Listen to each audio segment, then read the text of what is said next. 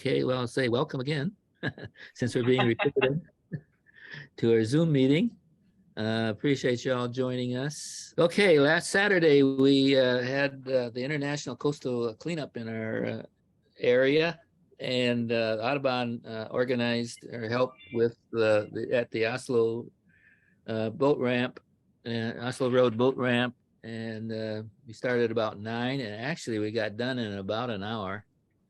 It was not too bad because some of the people there had come earlier and had done some cleaning up of the road, especially Lloyd in the background there did a great job. One of the big things we got to the right over here, you see a TV screen that happened to be beside the road.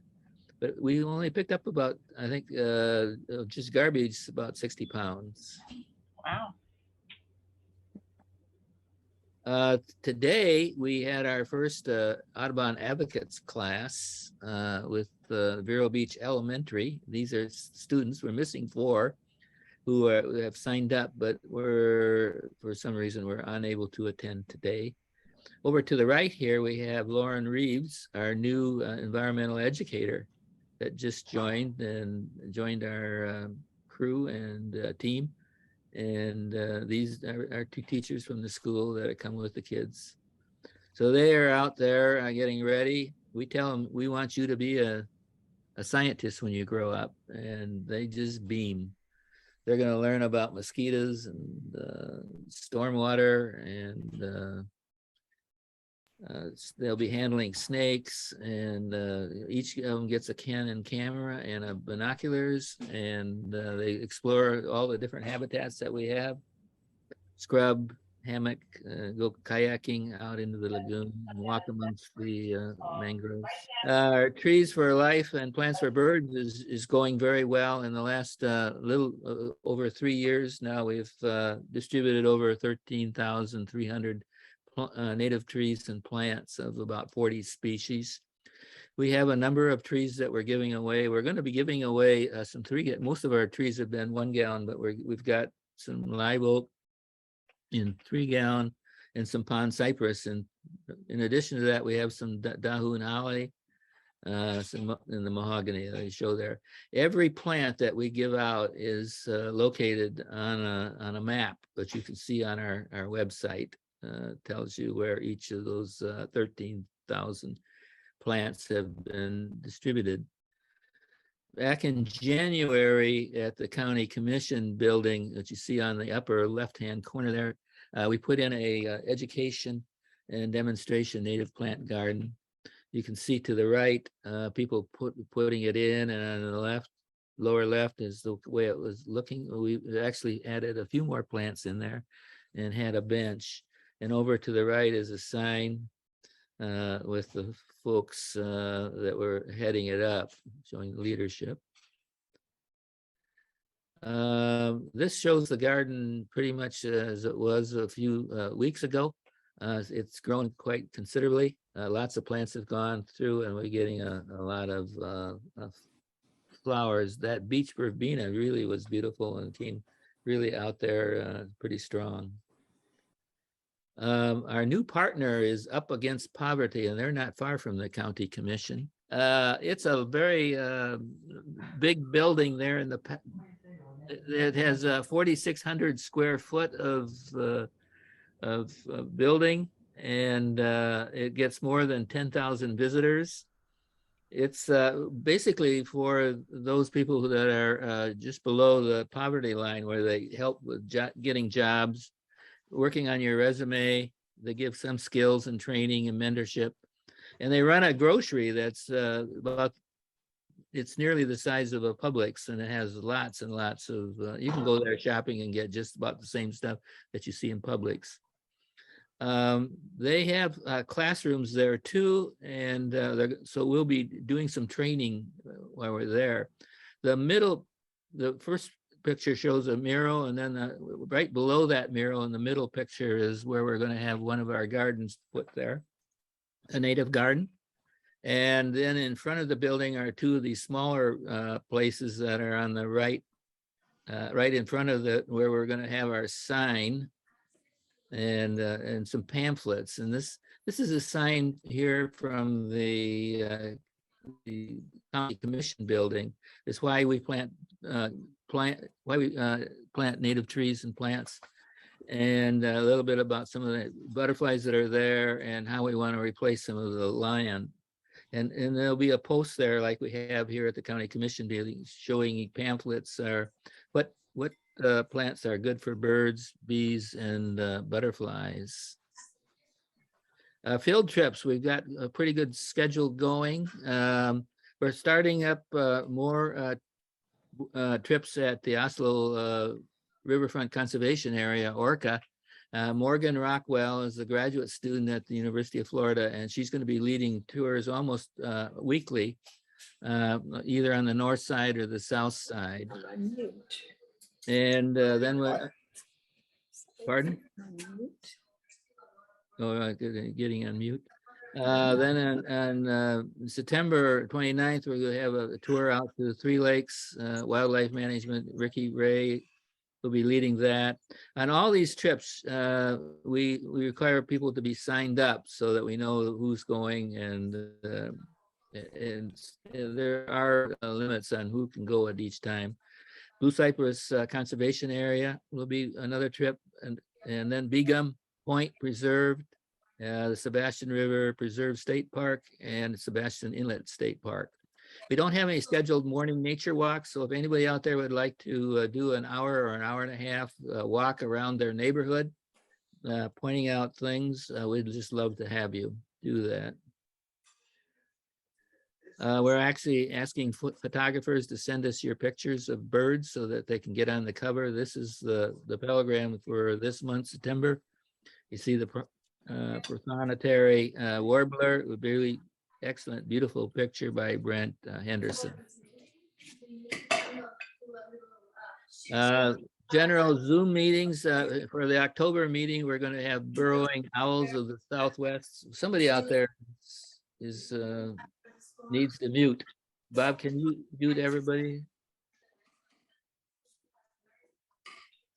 And then on Christmas, in November, it's going to be kind of an interesting meeting. If all of you would like to participate in the Christmas bird count, Dee Simpson and Kate Wells, who organize the bird count, are going to talk about the local history and how we get involved.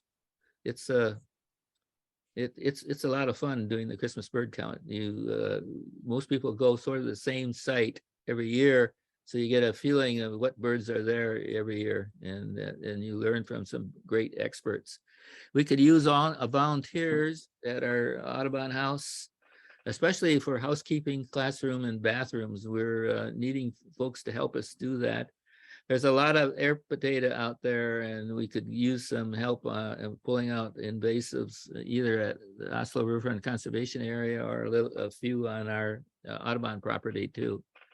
And of course, office help, landscaping at our nursery is good. And as I mentioned, morning nature walks, you want to do field trips, fundraiser, grant writing is all good publicity, and trail maintenance. Working together, we can do great things for the environment. We have a lot of great videos out there, and if you want to get on our website, our meetings are recorded, and we usually get permission for people to show the meeting. These are some that Bob Montanaro and Catherine Nix put together on different animals and birds and sites. Bob Montanaro has got a nice one I forgot to mention back there about the garden at the County Commission, Building A. He's got a nice video of putting it together. I think it's 4 or 7 minutes, but it goes really fast and shows how we put the garden together. And this is kind of a timely video that we have. Of course, this is the season when we have migratory birds coming through. And this is really an excellent video of where the best places to go in Indian River County, Brevard, and St. Lucie County.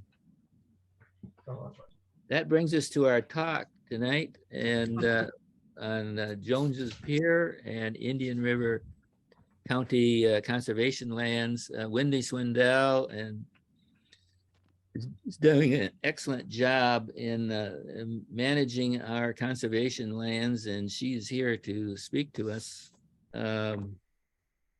She has a BS in Parks and Rec, and is spent a lot of time first working at the St. John's Water Management District for a couple of years, and then spent the 27 years in the private sector working as an environmental consultant. So she's been around, been here working for the county a little over 6 years.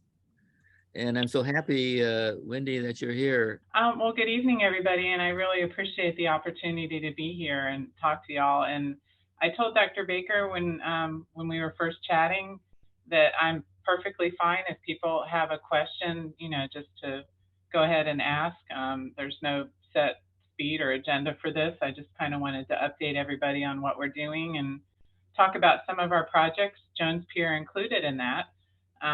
Where I was going to start tonight was, I don't know how many of you guys, you know, I'm assuming a lot of you know a lot about our conservation areas and some maybe not so much. So I'm trying to cover a little bit about, you know, some of our current projects that are getting ready to open, and then some upcoming projects, and then a little bit more on some other stuff we're working on. So let's see if this will actually work. There we go. So can everybody see the screen? This is HALLSTROM. This is one of our really unique conservation areas. Probably everybody in Indian River County is so familiar with the HALLSTROM House and what a beautiful job the Historical Society has done there, but maybe not many of you know that the county owns the 90 acres surrounding the HALLSTROM House, and that we've been working hard on developing some public access improvements out there. So we are actually under construction. So when you drive down Old Dixie Highway, I don't know if everybody knows exactly where this is, but it's about a mile south of the intersection of Oslo Road and Old Dixie Highway is our HALLSTROM conservation area. And we have some historic buildings on the one side, which would be the east side of the road, that we plan on hopefully someday turning into some educational displays. But on the west side of the road, what you can see on the left is the beginning of our parking lot with those oak trees in the back. And we built a wetland boardwalk across the only wetland we have on the site. There'll be 2 picnic pavilions and a restroom there, and a couple miles of hiking trails. It should be really pretty. We're looking for that to hopefully open sometime early next year. So another historical site is our Craigle Conservation Area. This is just a little gem of an area that we own about 2.5 acres off of Indian River Drive in Sebastian. You can see at the map at the top that it does have access to the lagoon, but primarily what I'm showing you on the bottom is our little site plan where we have some parking in the front. We have a small little trail that connects a lot of the historic structures on the site. The gentleman in the screen at the top right is Paul Craigle, who was the first refuge manager at Pelican Island. This was part of his son Rodney's property that the county acquired. So eventually we will be renovating what was his old photography shed, where he took all these slides from Pelican Island that eventually he just was so renowned for his work that Teddy Roosevelt made him the first refuge manager at Pelican Island. So it's a neat little site. That one's just about completed and probably will be opening in the next couple months. Oyster Bar Marsh is over on the Barrier Island. This is just about a mile north of Round Island. If you guys have been driving up and down A1A, you've probably seen a lot of work going on out there. This is a really pretty site. It's got about 1.5 mile impoundment trail that goes along the lagoon. We built some really pretty boardwalks, and we actually have what you're seeing in the bottom left is a little butterfly trail that we've created with all these pollinator plants, and we have a bunch of native plant signage going up there. So we're really excited about how pretty that turned out. That one was a project that we were in conjunction with the Indian River Land Trust. So they provided their help with a lot of aspects of the project, including landscaping the whole front of the parking area. So that is due to open, I would say, in the next couple months as well. It's really pretty walk.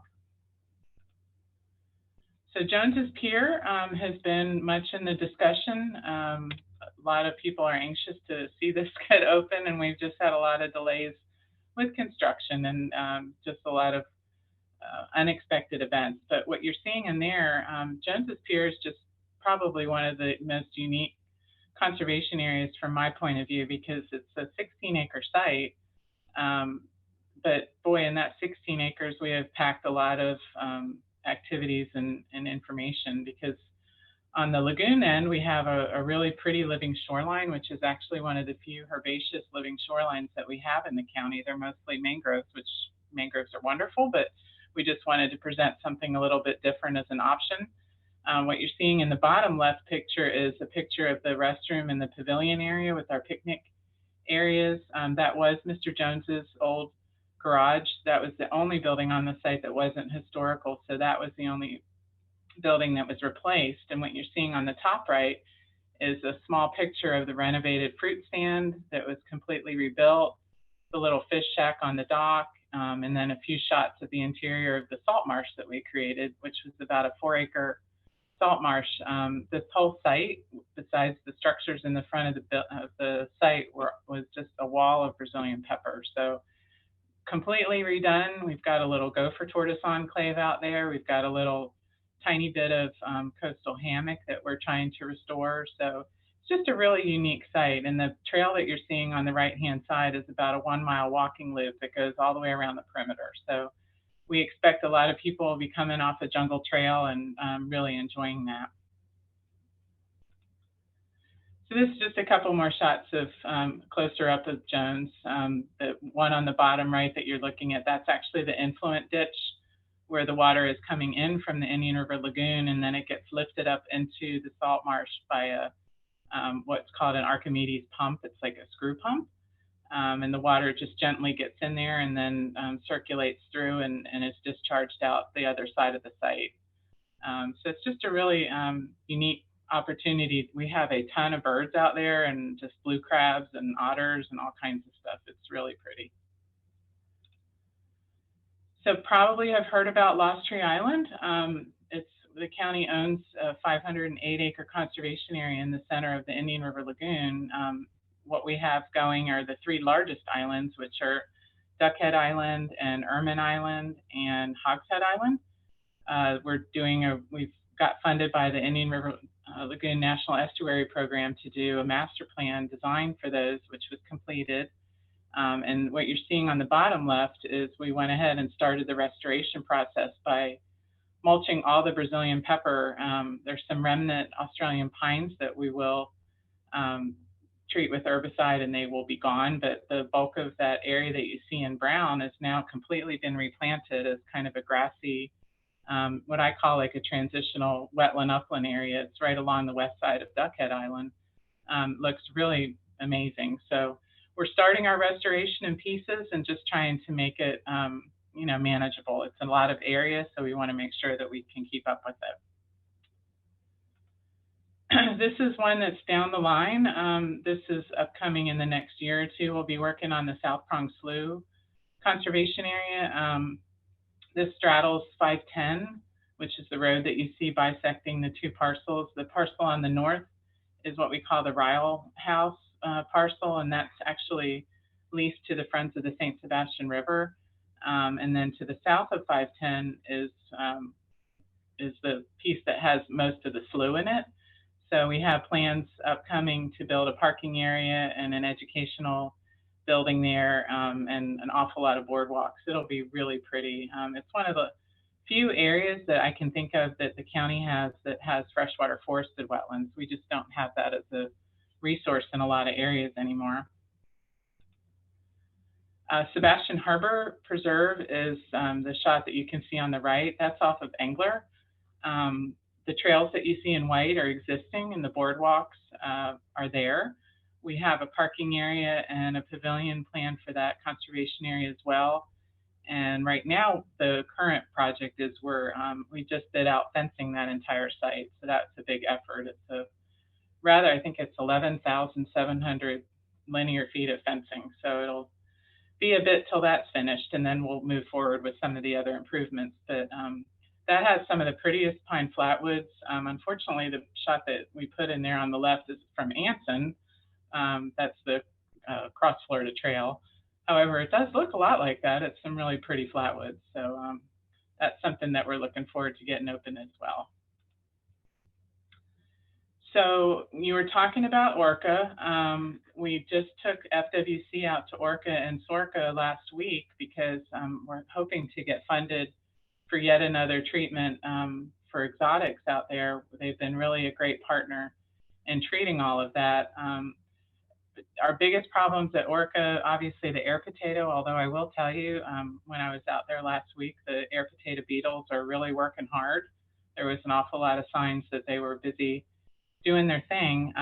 It used to be that we had a big problem with Ardesia and some other woody shrubs. What I've seen lately coming in is climbing cassia. We're seeing that as an increasing problem. So we put all these on the list for FWC, and hopefully they will treat Orca and Sorca this upcoming year and keep those under control. Speaking of Sorca, St. John's approached the county about a year ago about looking for a resiliency project, and we talked to them about perhaps working on removing the impoundment berm because the South Oslo Conservation Area is no longer under the mosquito control, what they call the rim management plan, which is part of how mosquito control operates the impoundments for when they want to control the larvae.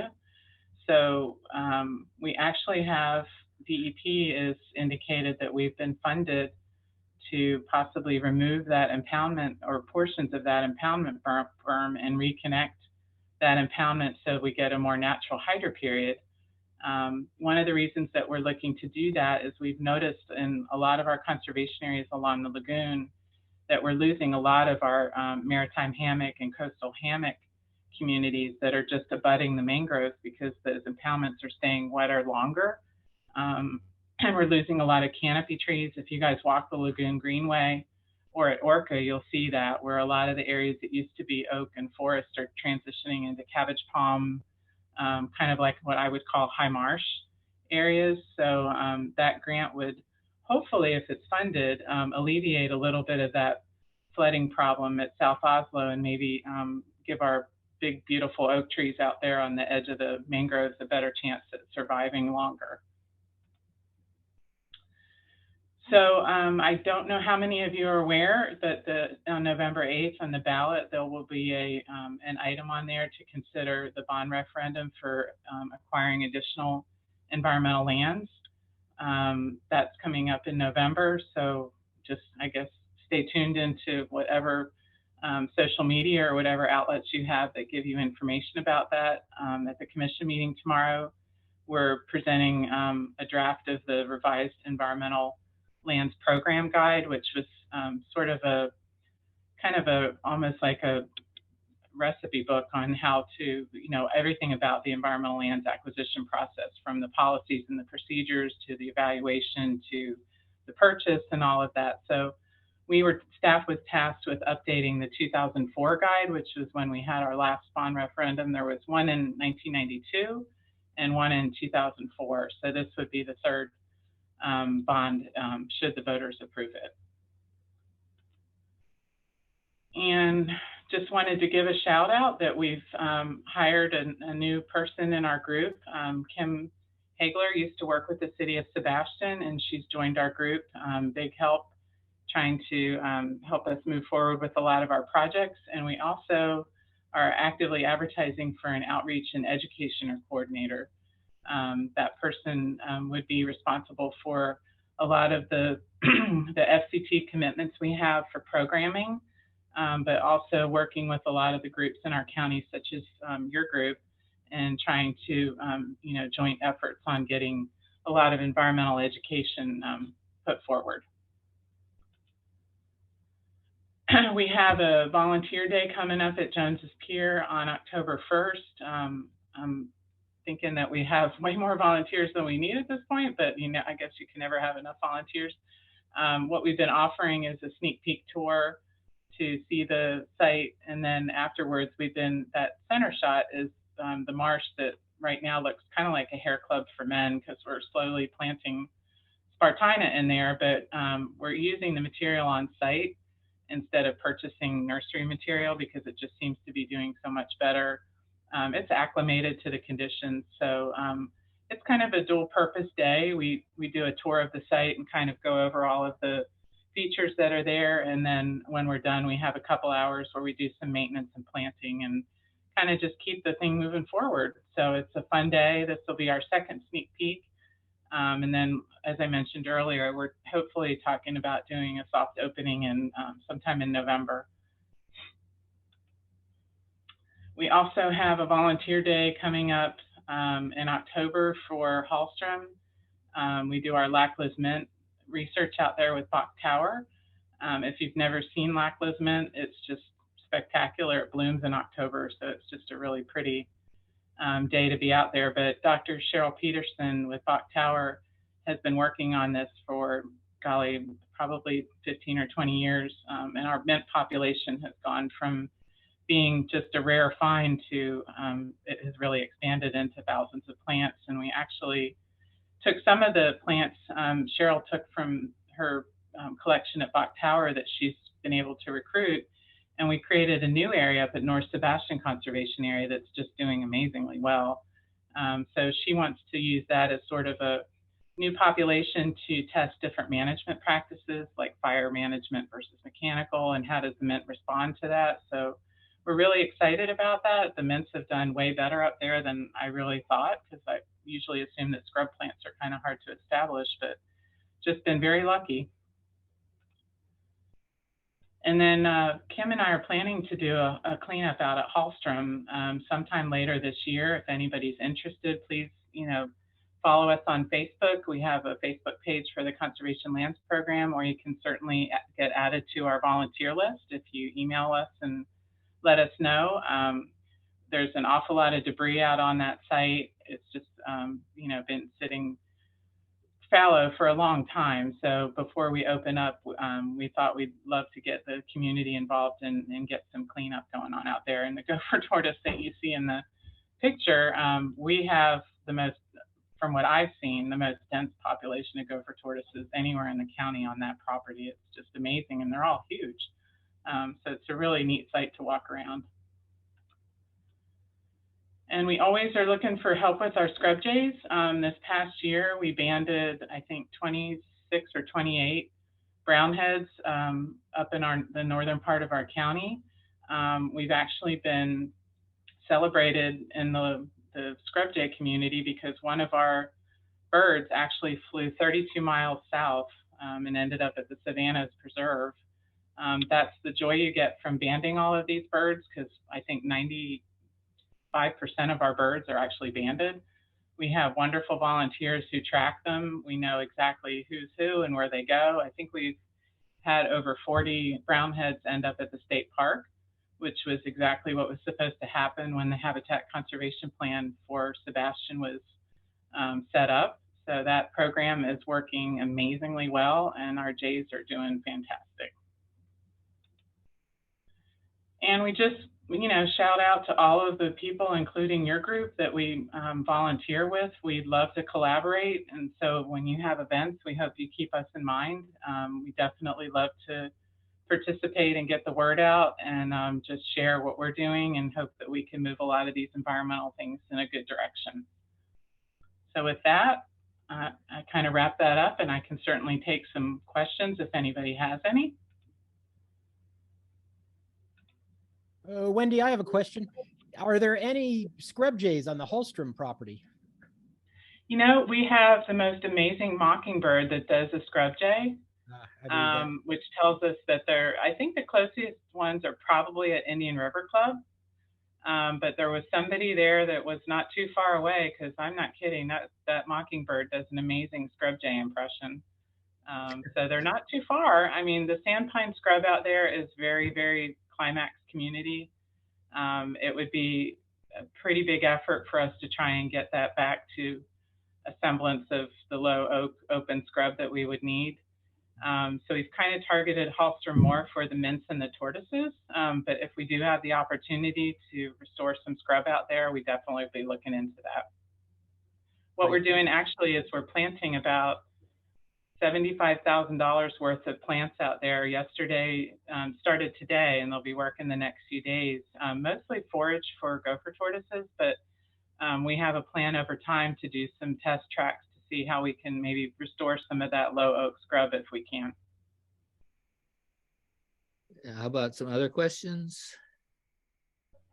I have one is how is the county going to prioritize what lands it's to purchase if the bond issue passes? We haven't even gotten to that level at this point. All we have is the revised environmental lands program guide. And then once, if the voters approve the resolution, then the board will give us direction on how to move from there.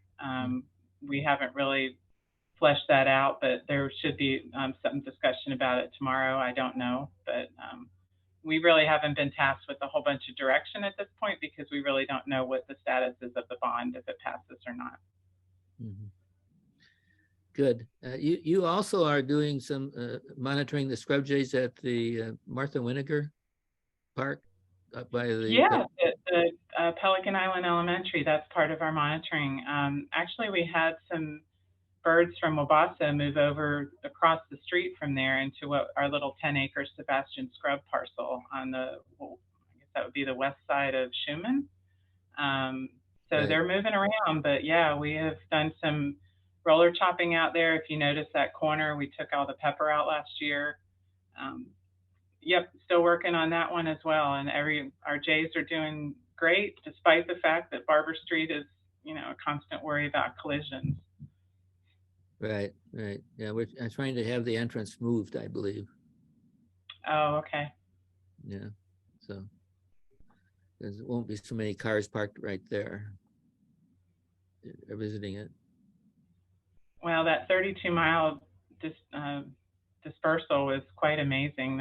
They were apparently Dave Breiniger and all the high-level bird people are just amazed that they dispersed that far. So we were pretty impressed. When you go to look at the north side of Oslo, Orca group, you notice that the palm trees are dying as you're getting down close to the mangroves. And I think we're finding that salt intrusion is coming in and killing them. And I'm not 100% sure. That's what I was mentioning is what we're noticing is that Lagoon Greenway at Orca, a bit at Sorca, and across the river as well at Captain Forrester. Any of our lagoon front conservation areas, we're just having we've been getting these king tides. Those combined with just the persistent, higher water levels in general, the water stays up higher for longer. I'm not sure if it's as much salt intrusion because cabbage palms in particular are pretty hardy about stuff like that. I think it's really more of a hydroperiod issue. So down at Orca, what we're planning to do is to create another trail, hopefully that'll be boardwalked a little bit farther to the north, because unfortunately we just can't boardwalk where the existing trail is. We've tried several different contractors and we cannot get equipment in there, but that whole area that's flooding now, we realize we need to do something to make that walkable to get to the impoundment trail. Right, because now people can't get through there unless you sneak Seasonally, around. it's so wet, yeah. Or have some boots on and things like that. I don't mind getting wet, but I certainly know other people don't like it, so I understand. Yeah. What about some other questions? We got some great scientists on board here. I see your names. Any questions at all?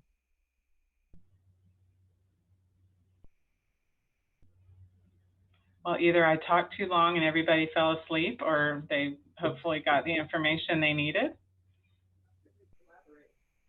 Yeah, well, we're looking forward in collaborating with you. I know we're doing it at Orca, and we would love to help you out. We have a lot of plants too.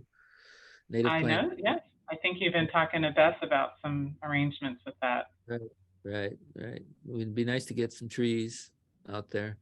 I would really like to get some trees planted on some of our streets, or shrubs like on 66th Avenue and 58th Avenue, the dual lanes. There they have a the middle part there, medium, could use some trees, and they're irrigated. So it won't be very much difficult. All you have to do is dig a hole and put a plant in there. Shrubs. Well, I'm not in charge of that. Right, that's not in your bailiwick. I have a question. Okay. It's pretty stupid, but I don't know where Orca is. Okay. Well, Dr. Baker can answer that. You haven't been to the Audubon house yet, I guess. No. Well, you need to come visit us, but it's on Oslo Road. Okay. In the southern part of the county, south of US 1. So if you're traveling from the north, you turn left at Oslo. It'll take you down about 1/8 of a mile, and they're on either side, the north side and the south side. It's one of our first conservation areas. It is the first one. It was 1991. Oh, And it was my. purchased, yeah, it was purchased before the bond issues were done. And actually, We jointly own that with the Water Management District. St. Right. John's. the county new library was being put into, was being built, and it came in $1 million under what it was expected. So there was $1 million left over, and then St. John's came in with about $1 million. So for about $2 million, they bought the what was it, 290 acres? I think it's about 298. Yeah. It's really pretty. It's got some beautiful coastal maritime hammock type community and a small area of flatwoods, which is a little unique. And then it kind of transitions now into sort of a cabbage palmy high marsh and then into the mangroves.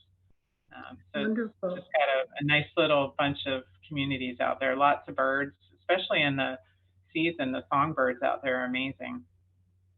Thank you. Yeah, there's a boat ramp at the end of the Oslo boat, at the Oslo Road too. But I know We that. just repaired the observation tower out there last year. When you go around if you go all the way down the trail, it leads you to an impoundment loop, and there's an observation tower that you can climb. You know, it's a ramp, and you go up the ramp, and you can see a really pretty vista of a lot of the mangrove areas. Thank you. We used to have a lot of ducks coming in there too that you could observe during the winter time. Uh-huh. I have a question. Can you hear me, Dr. Baker? I can. Yes. I yeah. Oh, you can, Dr. Whitaker. Yeah, on the Oyster Bar Marsh, I'm unfamiliar with that. And you said it's a mile north of Round Island. Is it on the ocean side? No, it's on the same side. It's probably less than a Oh, it is. mile. It's, I would say, maybe 1/2 to 3/4 of a mile. It is on the river. Mhm. So the parking lot is directly off of A1A, and then the trail starts. There's 2 trails. The main impoundment loop starts there and goes all the way around adjacent to the river. We built a boardwalk overlook into the river, and then we actually have another really pretty boardwalk that goes into the mangroves and has a picnic table that's covered. So it's a really pretty area. It's a long walk, and it's not a loop. You have to walk all the way down and then walk back. But given the right time of day, it's a really pretty walk. There's a lot of birds, and you can see And manatees, all kinds of stuff. And is it open yet? Or did you say It will it's be spring? open here shortly. Yeah, the contractor is completed, and we're just getting some of our final sign off. I think we got a FIND grant for that project. I'm closing that grant out in the next 2 weeks, and then the land trust, we're going to work together on an opening day. Oh, okay. And how do we keep up with all of these different events that are coming up? Is that on the Indian River County website, or do you have a separate? Well, that's a wonderful question. I appreciate that. We're actually updating our website. Probably the best way to do it now, believe it or not, are you on social media? If you're on Facebook, we post a lot of our Not my events on chosen. It's No, not my I chosen know. social media, We're but updating our I can website, go and to it. eventually we'll have a link on there that'll have a lot of upcoming, like a calendar of events and all of that. But right now, they're not making a whole bunch of changes because we're going to revamp the entire website.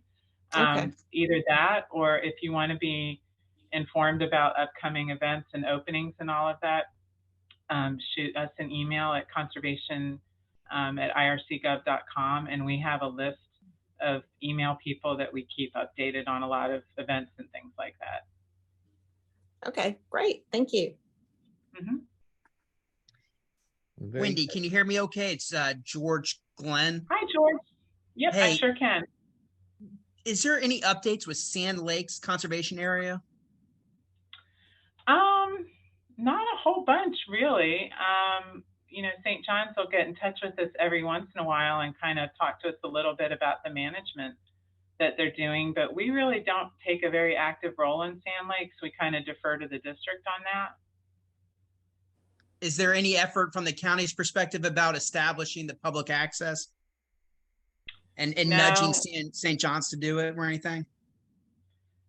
In the time that I've been here, George, there has been very little discussion about Sand Lakes in general. I think the county was, at least from my understanding, St. John's was taking the lead on managing that, and that we were kind of taking a back seat, and they were doing a great job with all the habitat restoration and all of that. Thank you. Mm-hmm. Yeah, it would be nice to get that opened up to the public. You know, originally it was supposed to be something done about that, and it's just been dragging on and without nothing happening. Thanks for bringing it up. I've been with the county 6 years, and I don't think I've ever been there. So my bulk of my work is east of 95, trying to build parking lots and pavilions. But It was kind of a hear it. controversial issue, and well, I know we had some scrub jays that did disperse over there. We did hear from the district on that, and I hear the scrub over there is quite pretty. right. I've got a scrub jay question. I'm Brian Barnett. Have the scrub Hi, jays? Brian. I am not an ornithologist, but I'll put my Holiday Inn hat on. So Well, this is one I'm hoping you can answer. Have the scrub Okay. jays abandoned the South County Recreation Area off of 20th Avenue? oh, you mean right near where I am at the IG? Near the water plant you're talking Yeah. about, near Osprey? Yes. Yeah. You know, it's really a very weird thing. We had our scrub jay. Do you know Dr. Monica Falk? She does all of our banding. She's been working with our jays for quite a few years now. She was down a week or two ago looking at some of our information in our database, and she happened to go next door, and she was not able to find them. And if anybody was going to find them, I would trust it would be Monica. But the weird thing is I actually live pretty close to here, and I swear I saw a brownhead in my bird feeder. Really?